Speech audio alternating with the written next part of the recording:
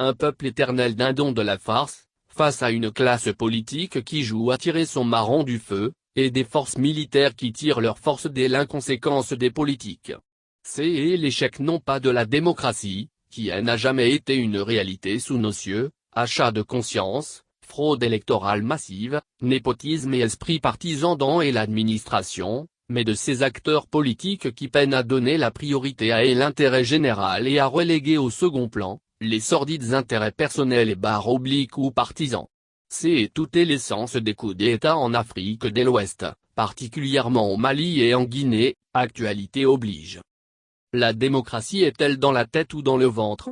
Cette question demeure encore, 3 décennies après la révolte généralisée contre les dictatures de partis uniques jugées iniques et cyniques dans bon nombre de nos pays en Afrique de l'Ouest.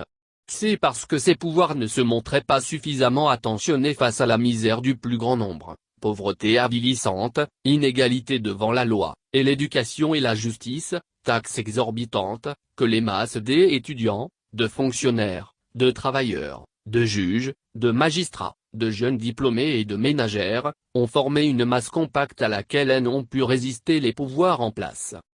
Quand en 1991, les idées politiques se transformant en force matérielle, poussant les masses populaires dans les rues pour affronter, main nue, les forces de l'ordre armé, BRDM et autres matériels militaires, c'était pour répondre à des exigences démocratiques. Celle-ci rimait avec liberté publique, alternance à travers des élections transparentes et crédibles, liberté d'entreprendre dans un contexte économique dénué de tout clientélisme, de népotisme et d'esprit partisan dans l'administration publique. Exigence démocratique était également synonyme de gestion saine de l'économie et des finances publiques, autrement dit, bonne gouvernance. La démocratie de façade qu'il nous a été donné de voir, nous offre des élus qui tirent leur légitimité de l'achat de conscience, de la fraude électorale, du clientélisme dans l'administration, et dont les institutions aussi prestigieuses que la Cour constitutionnelle.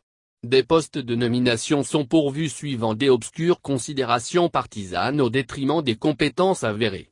Les effectifs réels des fonctionnaires, des forces de l'ordre et de sécurité, FDS, des étudiants, jamais avérés en l'absence d'une digitalisation de l'administration, sont sujets à la fiction, ouvrant la voie aux soupçons d'un vaste détournement de fonds publics destinés aux salaires, aux bourses des étudiants et aux salaires, prime générale des alimentations, GA, et prime générale des alimentations spéciales des militaires de rang. Les examens semestriels des facultés des universités, les concours d'entrée à la fonction publique, à la magistrature, la police, la gendarmerie et l'armée, ne sont pas exempts de soupçons de paiement de caution à la réussite et de distribution de quotas.